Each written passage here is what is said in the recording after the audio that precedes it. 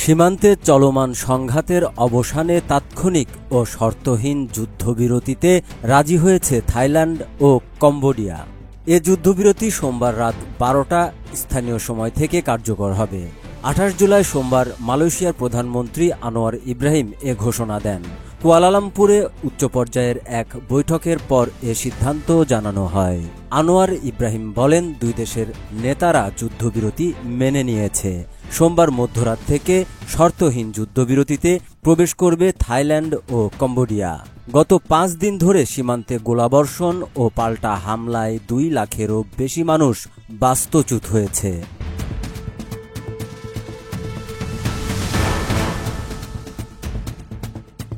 সোমবার সকালে মালয়েশিয়ার প্রধানমন্ত্রীর বাসভবন শেরি পেরদানাতে থাইল্যান্ডের ভারপ্রাপ্ত প্রধানমন্ত্রী ফুমথাম ওয়েচায়াচাই ও কম্বোডিয়ার প্রধানমন্ত্রী হুন মানেতের মধ্যে বৈঠক হয়।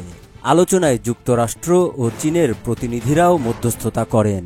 এর আগে মার্কিন প্রেসিডেন্ট ডোনাল্ড ট্রাম্প 2 নেতাকে ফোন করে শান্ত থাকার আহ্বান জানান। আসিয়ানের চেয়ারম্যান আনোয়ার ইব্রাহিম সংঘাত নিরসনে মধ্যস্থতার প্রস্তাব দিয়েছিলেন।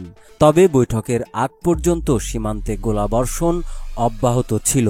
থাইল্যান্ড অভিযোগ করে কম্বোডিয়ার উদ্দেশ্য সৎ নয়। অপরদিকে কম্বোডিয়া দাবি করে থাইল্যান্ড তাদের ভূখণ্ডে সৈন্য ও ভারী অস্ত্র মোতায়েন করেছে। এ সংঘাতে অন্তত 35 জন নিহত ও 200 জন আহত হয়েছে। দশক ধরে চলা সীমান্ত বিরোধ এবারই সবচেয়ে গুরুতর আকার ধারণ করেছিল দুই দেশের মধ্যে।